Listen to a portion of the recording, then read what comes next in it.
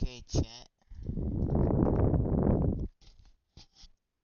Their sporting careers How are we doing today? Are we doing good? I hope you're having a fantastic day right now. Yes, I know I'm only talking to myself. But hey, that's the fun of it.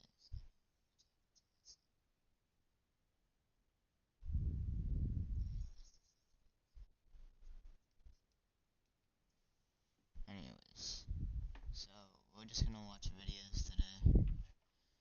I don't know how long though. We're going to see. All of these come from Sunny V2. Really good YouTuber. Anyways, let's get Their athletes who retired but were more successful after. sporting careers had officially ended, but these 10 athletes were just getting started, and none were as strange as George Foreman's transition from boxing to kitchen appliances. He retired at the age of 48 with minimal future prospects, yet had thankfully claimed his success was due to his healthy eating, because at the same time a company called Sultan was developing a special type of grill that would drain the excess fat out of anything it was cooking. George Foreman let the company use his name in exchange for 40% of profits, believing this was his fate by tweeting, "While I was KO'd, I saw a giant piece of meat screaming 'grill me.' When I woke, I said gotta find a grill," thus the George Foreman grill. The product, however, was a total failure until he also began hosting their infomercials. George Foreman explained that at the height of the grill's success, there were months I was being paid $8 million, yet he'd eventually sell his share in the product for a one-time payment of $137 million. The product became so popular, one person posted, "Today I learned that George Foreman is not just a brand of grill. It's actually the name of a real man who was once a boxer, while the name Jason Statham Sad.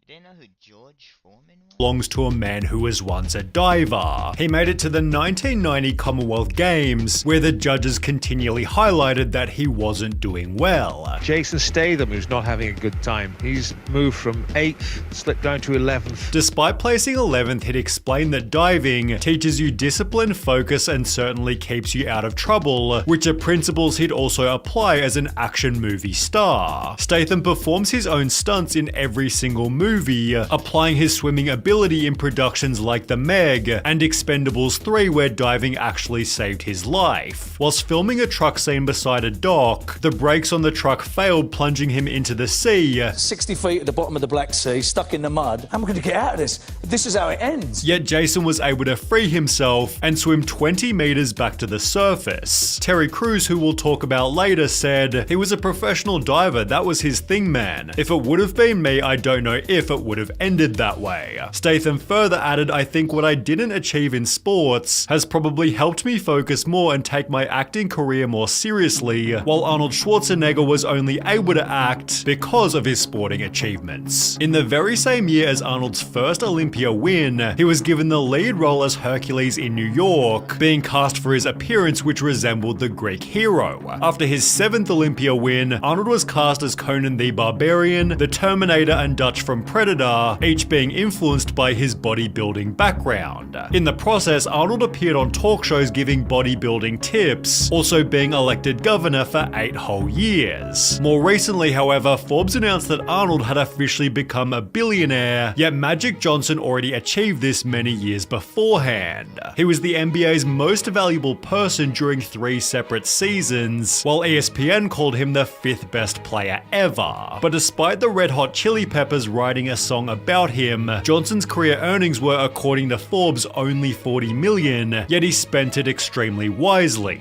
Magic Johnson began investing in sports teams, pooling money to buy the LA Dodgers, for which he was heavily criticized. We went in and bought the Dodgers for $2 billion, and everybody said they're the stupidest businessmen on the face of the earth. Until it quadrupled in value. At $8 billion, they said, oh, they're the smartest guys. He'd therefore also invest in the Los Angeles Sparks, the Los Angeles Football Club, Club and the Washington Commanders, all while leading operations for the Los Angeles Lakers. He then launched his own talk show, his own film studio, and even his own record label, before also buying a movie theater, the tallest building in Brooklyn, and 125 Starbucks locations. However, there was one investment that was stranger than any other. In 2015, Magic Johnson bought 60% of the Equitrust Insurance Company before almost doubling their assets from $16 billion to $26 billion. If you told Prime Magic Johnson he'd one day work in insurance, he probably would have laughed, yet Ion Tiriac's corporate change was somehow even bolder.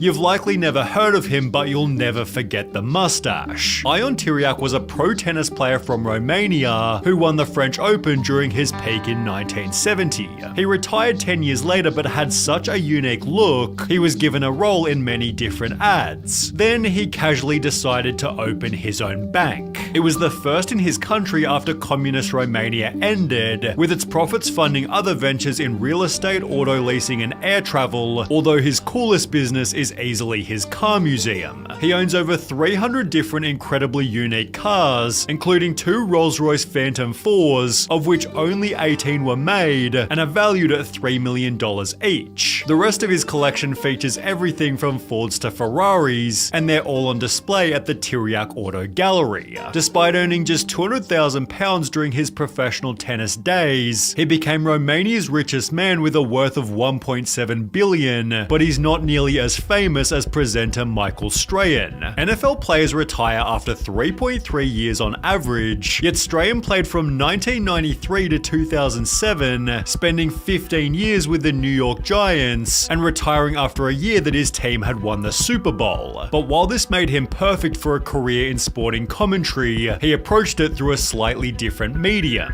Strahan became a talk show co-host on Live with Kelly and Michael, which increased its ratings so ferociously, it began beating its competition by 87%. He was then offered a position on Good Morning America, where he also performed exceptionally, winning 2 daytime Emmys for Outstanding Talk Show Host. More recently, Strahan was given a star on Hollywood's Walk of Fame, represented by a whole new category for sports entertainers, making his star the first to feature a trophy symbol. Michael certainly deserves his $17 million a year, while Vinnie Jones is also perfect for every role he plays. You might recognize Vinnie as the coach in She's the Man, being given the role as a former professional soccer player. He played 184 games of Premier League football, where he built a reputation as a super aggressive person. Vinnie had once casually threatened to rip off and spit in the hole another player's ear, broken the record for the world's fastest yellow card, and of his 184 matches, 12 had ended in red cards. His own club's chairman labeled him Mosquito Brain, yet Vinnie's tough attitude paid off unexpectedly. In 1998, he was cast as a criminal in Lock, Stock and Two Smoking Barrels, although his casting might have been too perfect, as on the day he was supposed to start shooting, he had to attend a court hearing for assaulting his neighbor over an argument about a garden fence. He was sentenced to 100 hours of community service. Vinnie was then also given 80 hours community service after admitting assault and using threatening words or behavior towards members of an air crew. As passengers and crew tried to restrain him, Jones declared, "I can get you murdered. I can get the whole crew murdered for £3,000. But these hiccups only helped his career as he began to play tough guys in every single movie, for example the X-Men's Juggernaut. He's since acted in over 100 films, but it feels like Shaq appeared in even more commercials. After retiring as the 10th best player ever, Shaq began making rap music, releasing 5 studio albums, one of which featuring Michael Jackson. Under the name DJ Diesel, Shaq began performing live at festivals as big as EDC Las Vegas. On top of music, Shaq appeared on WWE, in shows like Curb Your Enthusiasm, and so many different commercials IMDb can't even count got them all.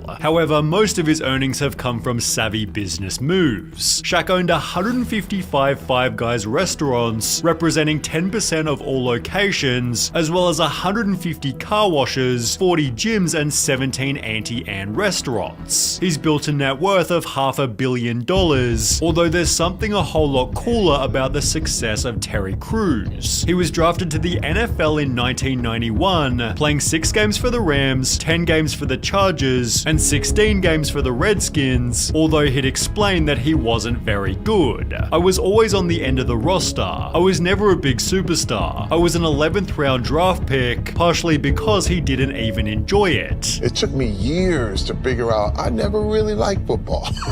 Wow. Terry made it obvious that he instead preferred the arts. I would go back into the locker room and ask the players if they wanted their portraits painted. You did these while you were playing? While I was playing, I was known as the artist football player. Retiring from the NFL to take his talent to Hollywood. His family thought he was crazy. There was family members that were like, he had a chance. He blew it. Right. You know, that was the consensus. Although whilst working security on the set of Training Day, Terry was given an unexpected chance. Well, the director walks over to me and he said, "Hey man, you want to be in this movie?" I said, "Yeah." I was like, "Sir, whatever you need me to do." This turned into another movie, then another, but it was after appearing in White Chicks that his life would totally change. The producer of the movie called me. He said, "Terry, your life will never ever be the same." Terry was offered to appear in the Old Spice commercials, which went on for more than 10 whole years, calling it his revenge on the NFL. They played it all over the NFL. That was another thing that was kind of like my revenge on the league, because you couldn't watch a game without seeing some crazy Terry Crews Old Spice commercial. Although in terms of success after sporting retirement, there's nobody close to Michael Jordan. Considered the greatest NBA player ever, Jordan was approached by Nike to create his own special shoe, hoping to make $3 million over a 3-year period. Instead, it earned $126 million by the end of the first 12 months. The shoes have since made him roughly $1.5 billion, which he used to buy a share in the Charlotte Hornets, spending $275 million in 2010 before reselling it in 2023 for a whopping $3 billion. As a result, Michael Jordan is the richest athlete ever, with a net worth of $3.2 billion. Bevo, the man who got famous for how he eats his food. A TikToker with such little skill or talent that when he tried to make a documentary about his life, he was terrorized by 12-year-olds who squirted him with water. What are you doing, bro? Why? I'm trying to work, please. I'm not doing that. Yeah, but why? Bevo's becoming a superstar for all the wrong reasons, the first of which being his incredibly strange teeth. When he first began on TikTok, this is all that people noticed. He tried to make videos about his daily life, yet people struggled to ignore his mouth. Eat an apple through a letterbox you could. Why are you wearing a gum shield, bro? That's crazy. I thought you was gonna bite me. To make matters worse, his name was Brandon Beavis, possibly the most unfortunate last name for a guy with massive teeth. Why is his name my name? Why is it Brandon? Well, I actually love these comments, yeah. I had that throughout my school life. That's why I call myself Bevo, because it's the beaver sort of thing. In addition to being huge, his teeth were also unnaturally white, leading people to think he'd gotten botched veneers in Turkey, yet Bevo confirmed that this wasn't true. Listen, they're my real teeth. I might have a filter on, but these are my teeth. Accidentally giving his audience another reason to roast him. However, while Bevo's regular viewership was around 40,000, videos about his teeth gained over 10 times more, which when combined with a bit of humility, helped him gain his first bit of traction. I've seen a lot of nasty comments about me. I don't care if I've got a white filter for my teeth. Yeah, my teeth ain't all that. I'm not the best looking. I couldn't care. Do you know what I mean? I'm having fun. I'm gaining followers. I'm getting views. And if it If you're just having fun, just keep on going with it. goes somewhere, it goes somewhere. If it don't, it don't. Bevo had gained 90,000 followers, but he'd start to implement a foolish long-term strategy. With TikTok, you've got to trigger people to get your views, get your interactions. With very little to offer, Bevo had to provoke his audience just to stay relevant. Who's got 90,000 followers? Who's got 10,000 followers on Instagram? Who's done it within the space of 9 months? Me. And you summon ick. Call me a Nick when I'm in my private jet, baby. Chee! He'd start a GoFundMe for a non-existent injury. The shoulder GoFundMe was fake. It was just to trigger people, and it did. It really triggered people. But I just do stuff for views. I don't know why everyone's hating, because everyone does it anyway. He'd then tell the world that he'd been living on the streets. Not too great, Aggie. I've recently become homeless. Before later admitting that this was also just for relevancy. Well, I wasn't homeless. I never was homeless. I thought you was really homeless. No. Oh my days, bro. I actually thought you was homeless. I fell off, and I had to come back with a bang, so I had to just bash these stories out. However, his most successful rage bait was when he was eating food. I put ketchup on a roast dinner. It just got so much attention. You put ketchup on a roast dinner, it's like, you're criminal. So I done it. As mentioned, Bevo put ketchup on a roast gravy dinner, reigniting his then dead TikTok with a fresh 300,000 viewers. He'd then post another eating video casually downing some chips and a sausage, which somehow gained over 6 million views. As a result, Bevo began filming every meal he ate. Breakfast, lunch, dinner. lunch, and dinner, 3 videos a day. That's it. Yeah. Even if I didn't have breakfast, I'd order McDonald's just to get a video out. Starting every video with the phrase, You know the rules. despite never specifying what the rules were. Bevo, mate, I think it's time you explain the rules, eh? What are the rules? I even got it tattooed on myself. You know the rules. You I know don't the know the rules. rules. I might release them one day. Oh, so there are rules, but we're declining to say it. They're up here. It seems he'd just ripped off Dave Portnoy, who says everybody knows the rules. Everybody knows the rules. Possibly hoping that people wouldn't notice. I do like watching him. This guy. He eats good pizza. Regardless, Bevo's eating videos brought his TikTok back to life until tragedy struck unexpectedly. Help me, Bevo, fix my teeth. I've always been known for having big teeth, and that is part of the reason why I get a lot of attention online. Recently, I was pushed over by an apparent fan of mine, which caused me to lose my 2 teeth. I don't know what my future holds for me, as I cannot afford to get them done. I hate how they look, and I really don't know what to do. Bevo raised 685 pounds and got temporary teeth to fill the gaps. However, this restricted his ability to chew, forcing him to swallow his food half eaten. Oh, I don't know. Do I chew enough? I didn't go down too well. Bevo makes chewing look like an extreme sport. Big ups for That's crazy. Bevo makes chewing look like an extreme sport. surviving every meal. Big up the fact that you drink your dinner. Suddenly, people tune Drink your dinner.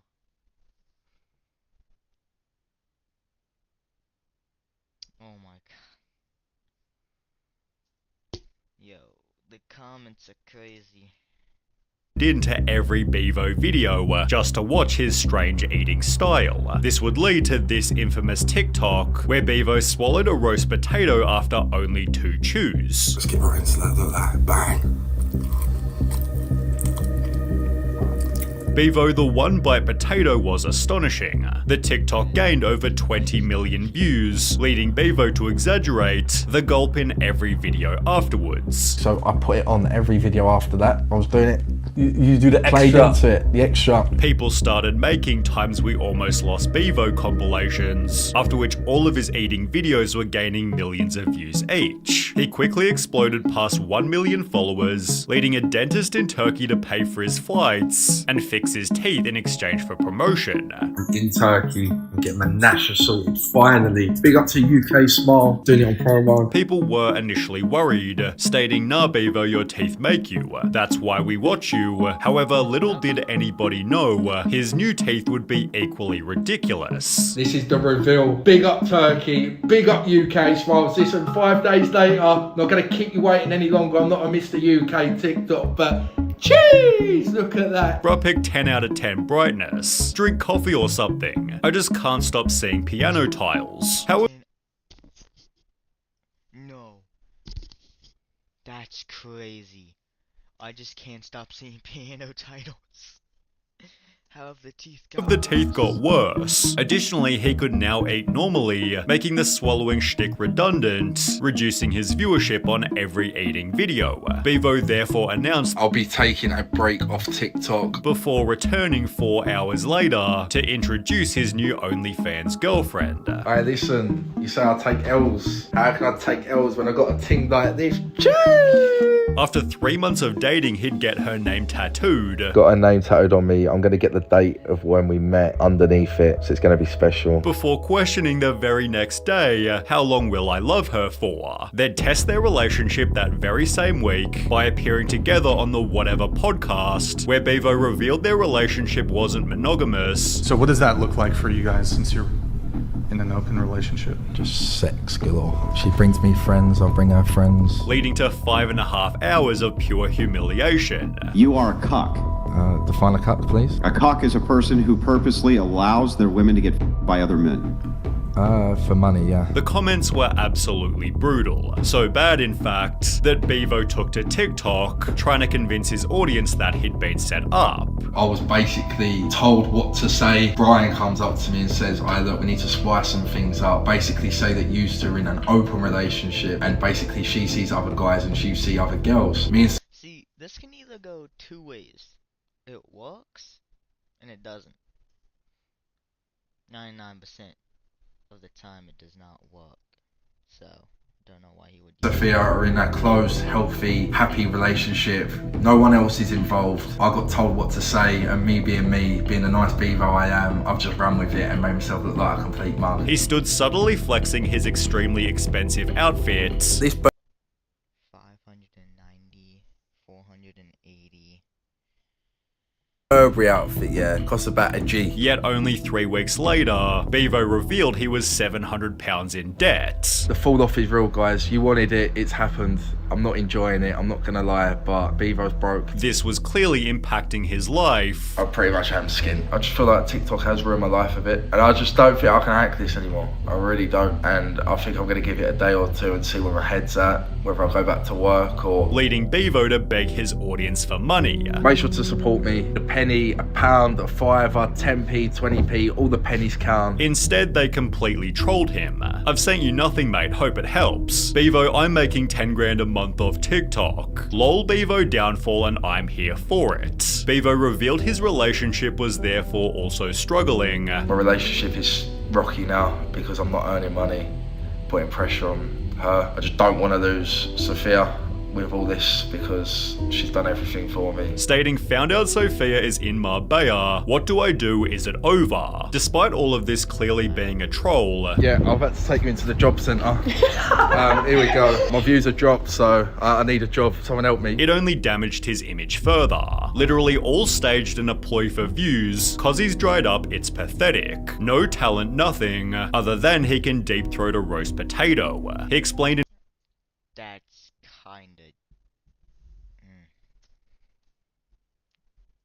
The comments are always ruthless. Isaac HP's documentary that the hate extended beyond online comments. Do you get hate in public then? Do you get like people? I have done recently, a lot recently. Which was seen just a few minutes later when Bevo was terrorized by a group of 12-year-olds. He'd also been getting booked for nightclub appearances. I've been booked down Barry and no one's turned up. I don't know what to do. Claiming hundreds of people were coming to see him. Bro, I can pull in thousands of people to come see me perform. Although in the documentary he was pelted with drinks, which his girlfriend explained was completely normal. I had a bottle thrown at my head the other week. What, you had one thrown at your head? Because he had one, you had one thrown at your head. He had two, and then I had a glass. But so you had two last time? Yeah. I'd genuinely avoid a club if Bevo was booked. His street interviews definitely weren't helping either. Is TikTok a real job? No. Why? I'm making 40 grand a month. Good for you. Yeah, what's stopping you from doing TikTok? Whenever he didn't get the answer he wanted, Bevo got extremely offended. What do you think of TikTok? Is it a job? Is TikTok a job? Why? When I'm earning 20 grand a month? I don't want to be on video. Valuing short-term money over absolutely everything. Would you date a spicy model? No, never. Why? Because I care about my life, I care about my future. My missus makes 70 grand a month. Yeah, but everyone can see her for like £2 a month, so. But in 10 years' time, no one's gonna care? No, I don't think, tell it to your kids. Kids? Yeah. Yeah, but we're gonna live in a nice house and have nice cars. He'd happily sell his own girlfriend for a bit of extra money. I need everyone to take Jason Love, Sophia's dream collab. Promoting absolutely anything in order to get the bag. Guys, I think I found a huge new crypto project. It's based on the Ethereum network. Another new low, Bevo. I'm impressed, mate. He's now resorted to making his own spicy content whilst begging for money on Cameo. Cameos are now $10. It's my cheapest ever Cameo price. He was charged 50, I went down to 30, went down to 20, now I'm down to 10. Although it won't be long before he sees that the money was never truly worth it. Each of these rappers picked a fight with Anthony rappers who responded to Anthony Fantano, with Lil Xan's call-out being one of the more aggressive. Back in 2018, he released his first studio album Total Xanarchy, which was universally reviewed as being pretty terrible. But no one was as harsh as Anthony Fantano, who began his review with a pretty brutal statement. We're not even at the halfway point of the year yet, and this is one of the worst things I've heard all year. Fantano proceeded to call Xan extremely stupid. He sounds like he barely has a pulse half the time, and most of his songs don't really have much more than 10 words to their name because I don't think he could commit more than 10 words to memory for a single track. With the album's only decent segments being made by other people. Really, the only thing that gives any of these tracks credibility are the features. Xanarchy was therefore given the infamous not good rating, being only the 17th album Fantano had ever given the title to. As explained by his Reddit, not good is worse than zero. This project is a non-starter. Which Lil Xan understandably wasn't happy about, as when Fantano came up during a No Jumper podcast, Lil Xan was quick to offer his opinion. 10 out of 10. Needle drop? Yeah. Oh, wow, really? Needle drop? You don't like him? Oh yeah, he dissed you hard. He then blamed Fantano for Lil Peep's death. When it comes to rap, I think he has no say because he gave Lil Peep like a 1. Really? And then 2 weeks later, Lil Peep's dead. Lil Peep's a great artist. Telling Fantano to stay in his lane. You can speak on alternative rock, all that weird Japanese you like. I know you got some weird fetishes, but please do not speak on rap. With Post Malone also responding after getting a not good rating. Prior to it gaining over 9 billion streams, Fantano somehow concluded that Stoney was not good. There's just nothing special about this album, in my opinion. With the dislike ratio implying that the audience didn't agree. Damn, am I the only one who thinks this album is really good? Fantano then shared his review to his Twitter, where people again replied calling his rating inaccurate,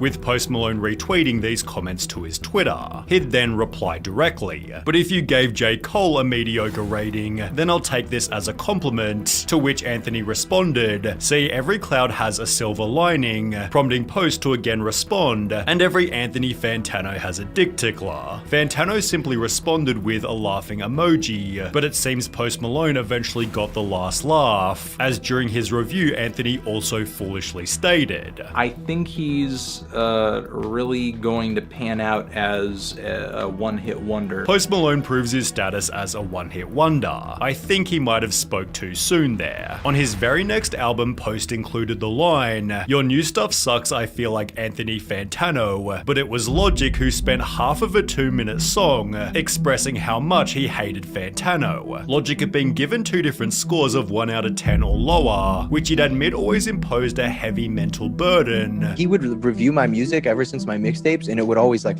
me up because he would always basically say how I wasn't like good enough. The extent of which only being revealed when he'd put out La Donda roughly 2 years later. About halfway through the song, Logic begins an unexpected rant. "Anthony Fantano, you plaid shirt wearing mother effer. I used to hate you cause you'd crap on my music. I used to fantasize about murdering you, choking you to death." He was trying to make the point that the feedback was ultimately helpful, although it wound up making Fantano very uncomfortable, who'd spend 3 minutes speechless after playing the song on stream. He'd eventually respond by stating, I don't know if I'm cool with that, you know? I mean, it's how you feel, but it's a little weird. Like, hey, my reviews aren't that big of a deal. I'm not here to hurt you. I'm not here to hurt anybody. After which Logic dressed as Anthony to review some of Anthony's reviews. Fantano and Logic's relationship is just downright confusing, but with Tyler the Creator it's much more cut and dry. Fantano was supportive of Tyler's earlier projects, so when he'd then give Cherry Bomb a pretty bad rating, I'm feeling a strong 3 to a light 4 on this album, Tyler wasn't super happy. He'd tweet, album been out for 30 hours, how can you review it? Listen to it for a while, with comments on the review agreeing. First time I listened to it, 3 out of 10. Now after 10 listens or so, 7 out of 10. However, even after listening to it for a while, Fantano never changed his mind about the album, stating Cherry Bomb is still bad even 9 years later. This record stinks. It still stinks. I can't stand it. I really can't. I feel like it's aged worse. It sounds worse than it did when it came out. In the process, Fantano calls Cherry Bomb the worst record in his discography. But with the album's poor reception came a silver lining. Tyler explained in Flower Boy: A Conversation that after Cherry Bomb got terrible reviews, he knew his next album would have to be amazing, or his career was probably over. Learning from Cherry Bomb's mistakes, he'd put out Flower Boy, Igor, and Call Me If You Get Lost, which Fantano gave each at least 8 out of 10 or higher, aka a rating MGK could only ever dream of. In fact, Fantano had reviewed 4 of MGK's projects, giving them scores of not good, 0, 1, and 3, with the not good rating on Tickets to My Downfall, prompting an indirect response from MGK on Twitter. One of his fans had written, I'm listening to Machine Gun Kelly's pop punk album. The Zoomers are gonna put this in the Rolling Stones Top 500 in 2030, to which MGK responded, and they will be right. Critics try to take jabs at all the bands your generation loved during their moment, and then understood its importance in hindsight. It's made from pure love. The universe can't deny that. Anthony, however, only continued to clown him, writing when the Queen died RIP. The Queen will never get to hear MGK save pop punk. When he and Trippie Redd then announced a collab mixtape, Fantano responded with the classic Star Wars meme, pushing MGK to the point of responding directly.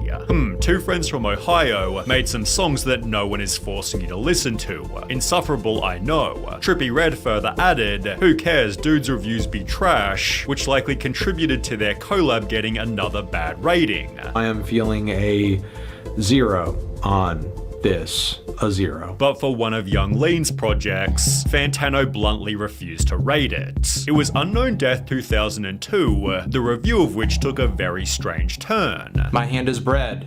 My hand is bread.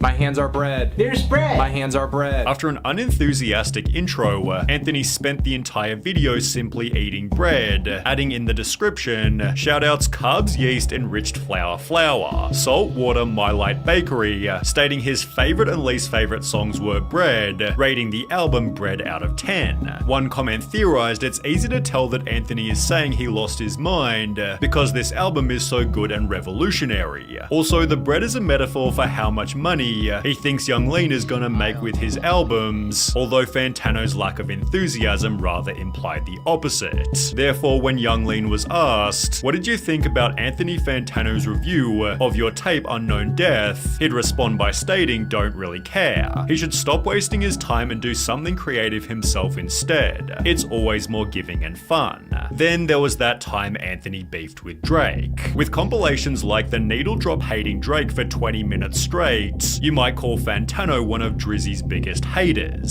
So when he'd randomly upload a video titled Drake Slid Into My DMs, everyone was curious. Last night, in the dead of night, I was reached out to by one of the biggest voices in the music industry. Fantano proceeded to show what he'd been sent. Anthony, it's Drizzy. I know we don't really see eye to eye about music, and that you're not the biggest fan of most of my albums, but it is what it is, you know. But I'm not messaging you about your videos. goes. I'm actually messaging you because I found a really great vegan cookie recipe I'd love you to try. Drake is sending me a vegan cookie recipe. Fantano proceeds to read the ingredients while subtly mocking Drake's intelligence. He's missing the peon applesauce. Maybe he just doesn't know how to spell applesauce. That's kind of weird. But it turns out these messages were 100% fake, because the very next day, Drake shared he and Anthony's actual chat log, which included how he really felt about Fantano. Your existence is a light one, and that one is cause you're alive, and cause you somehow wifed a black girl. I'm feeling a light to decent one on your existence. Fantano simply used this to clown on Drake again, maintaining this attitude till his recent Kendrick beef, to which Fantano would wear his finest suit. Meanwhile, Eminem's diss was way more subtle. In his 2014 song Calm Down, Eminem included the lines effing internet bloggers. I sit in front of my computer all day and comment on everything. I'm an expert on everything. Everything sucks, play the next song. When the lyrics were posted to Genius, they'd reference a picture of Anthony Fantano, who'd therefore upload a video titled Eminem Dissed Me.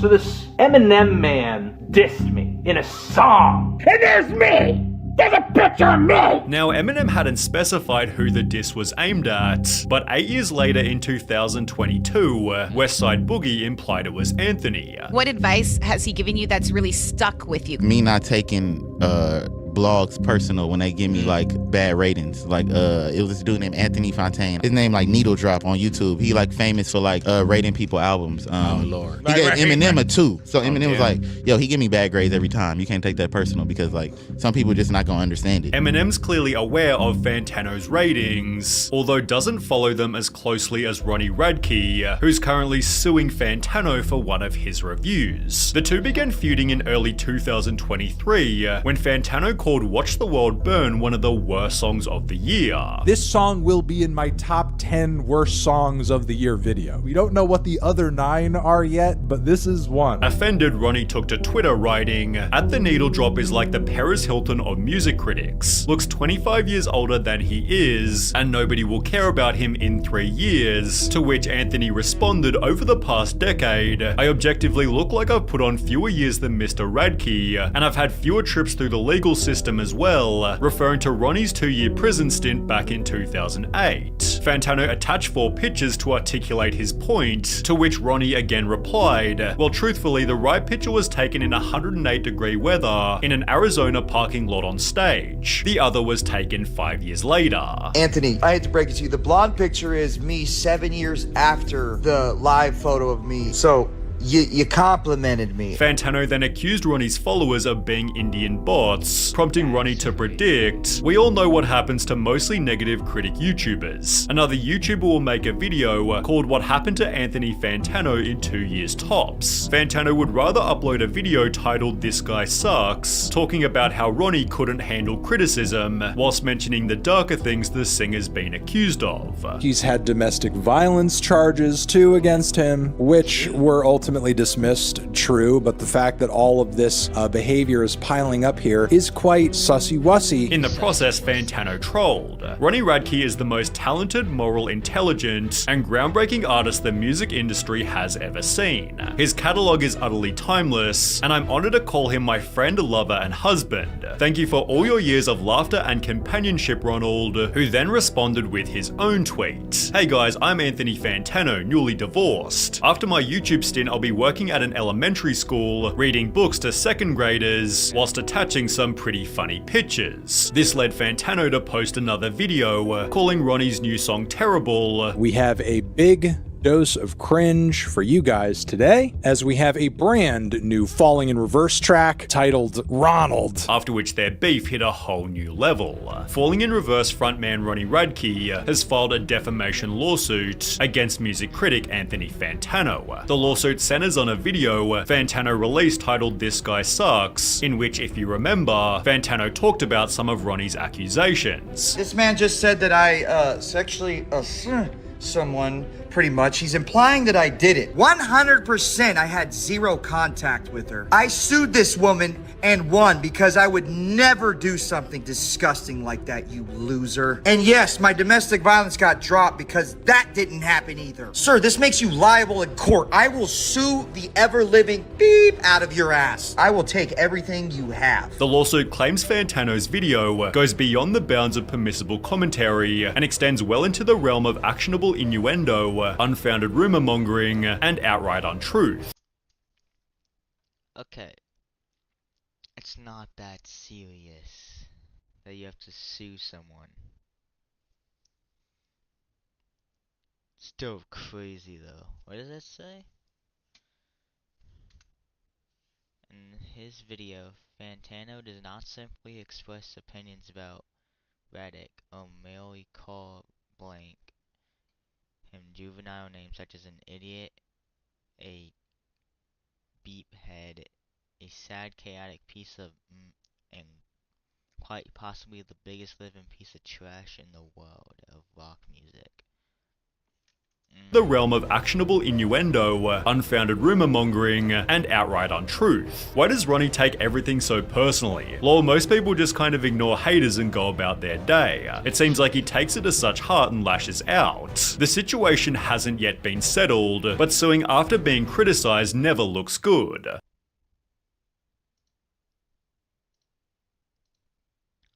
Kabi Lami's comment section has gotten pretty brutal. Fall off is crazy. Why Kabi Lame suddenly became him. Your time is over, bro. Put the fries in the bag, all of which have appeared in just the last few months. Why has this pretty likable TikToker suddenly had his entire audience turn on him? Well, judging by another comment reading, why did we make him the most followed person on TikTok? People are starting to think that he doesn't really deserve it. He gained 162 million followers by repeating a pretty simple formula. Find ridiculous videos of people exerting too much effort on the most basic tasks, then show how to do it in a much easier way. Can't believe he got that big, just from reacting to humans being dumb. Even Kabi Lami himself stated, "My videos are simple and easy, but achieving a point of simplicity was actually very difficult." He gained just 9 views and only 2 followers during his first month on TikTok, which only grew to 4,300 after posting a crazy amount of volume. I was posting like 6 or 7 videos a day. His main type of content, widely relatable skits, but they were limited by a language barrier as Kabi Lami only spoke Italian. I don't understand what he's saying. Someone translate it please. I love your videos, but can you please do them in English? Kabi therefore devised a simple solution. Only make videos where he didn't need to talk. He'd state the fact that it's not spoken makes it a universal language. Every kid, every person around the world can see the video and get a laugh simply by watching the images. Unfortunately, Kabi was now basically limited to mocking cringy videos, although this worked unbelievably well as he began to celebrate milestone after milestone. 300,000, 400,000, 600,000, whilst his ability to silently clown on others only got better and better. He'd begin taking already viral videos and add an unexpected stitch to make them even funnier, leading to his first properly viral video roasting a girl for her non-existent haircut.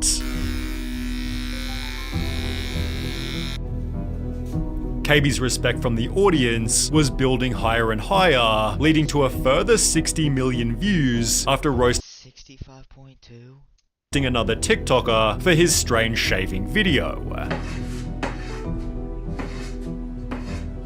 This then doubled to 130 million when he joked about a factory worker eating his chocolates. However, it'd be this video here that changed his life forever.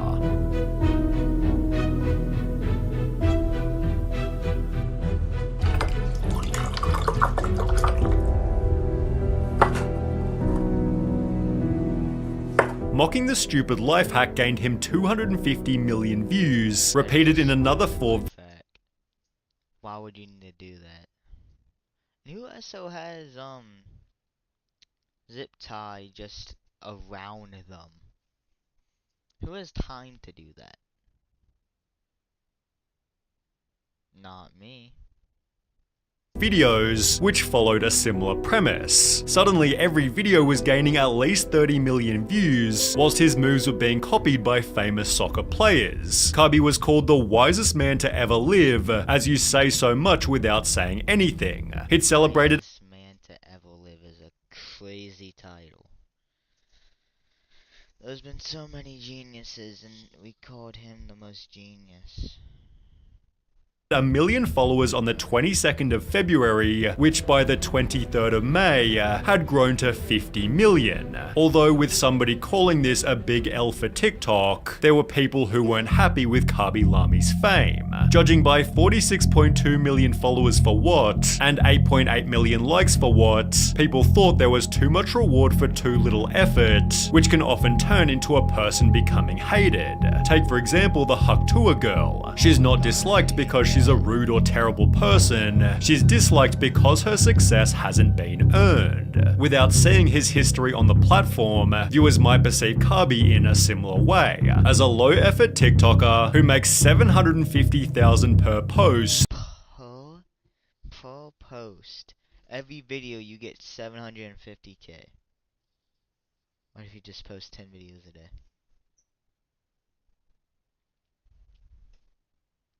20, 30, 40, 50. For holding out his hands in a 20-second video. The main joke is that Kabi gained over 100 million followers by doing nothing. On the unpopular opinion subreddit, one user wrote Kabi Lami is boring, not funny, predictable, low effort and famous just because he uses other people's content. 90% of his TikToks are low effort. He has a few quality vids, but that's it. He shouldn't deserve the recognition he's got right now. I really have nothing against the guy, just that there are some people who put real effort and can't get through, and I don't think that's fair. Others didn't like him simply because they thought he wasn't funny. It hurts me because these just aren't good and he has so many likes. Honestly, I'm glad I'm not the only one who didn't find him that funny, but there's a I'll say this, he was not that funny. I didn't understand why he was so popular too. A much stranger reason that people began to hate him.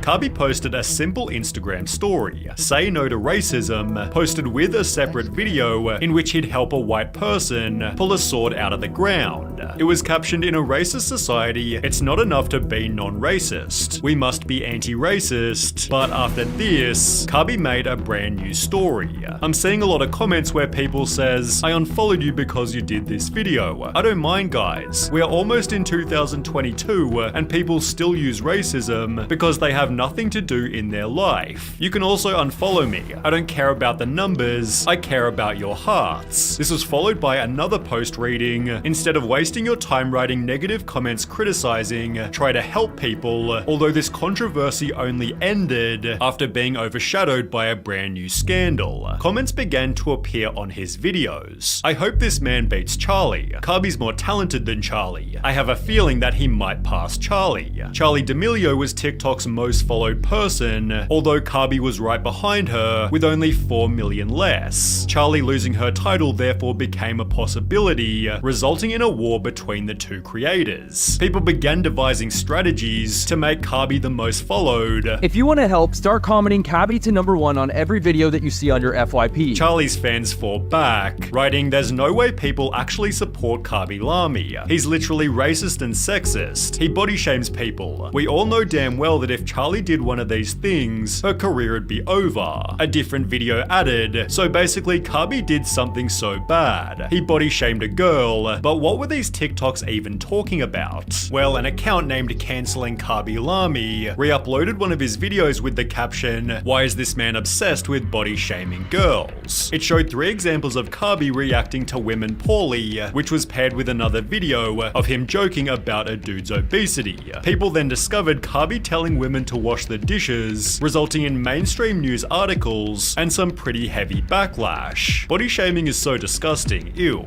That's so rude, I can't believe he'd do that. As a result, Kabi lost 400,000 followers before the day was over, although people then recognized what was going on. They're cancelling Kabi because he's gonna pass Charlie. Kabi therefore regained 1.5 million followers the very next day, ironically helping him become the most followed TikToker. Although Kabi Lami's reputation has been trending downwards ever since that day. Bro disappeared from my FYP after he became the most followed on TikTok. Ever since he passed Charlie, he's not been on my FYP, also being noticed by Noah Glenn Carter. Because he's basically done nothing since becoming #1. Like, he never even made a video celebrating or acknowledging that he was now the #1 most followed TikToker. And since becoming #1, he's posted once, maybe twice a week. As mentioned, Kabi went from making 6 or 7 videos per day to basically never posting. He instead began to state, I want to make films. This is my main objective.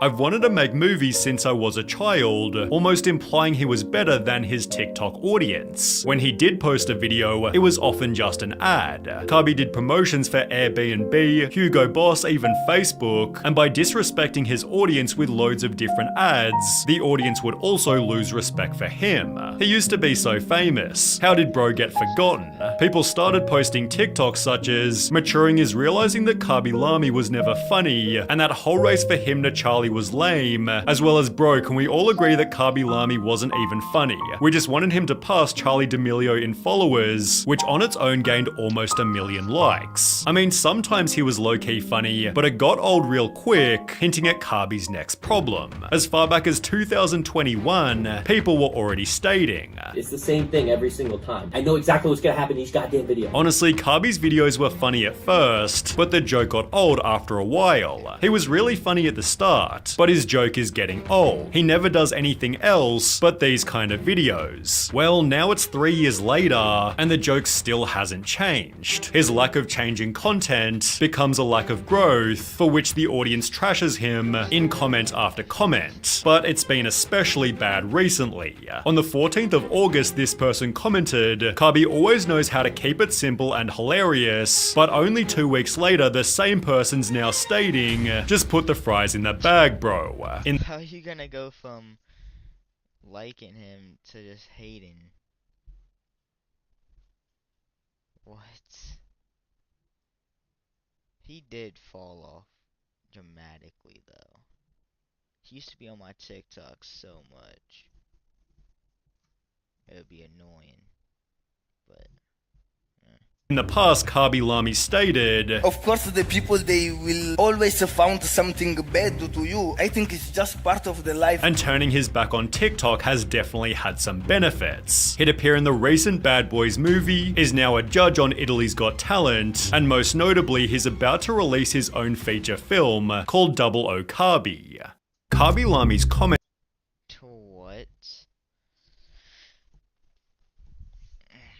Alright, chat. You know, I think it's time to end the stream.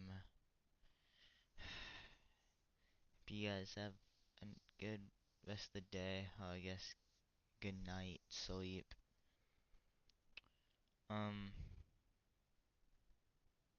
Yeah, enjoy it. So, subscribe and like, comment, all that good stuff, and I'll see you in the next stream or video. Bye.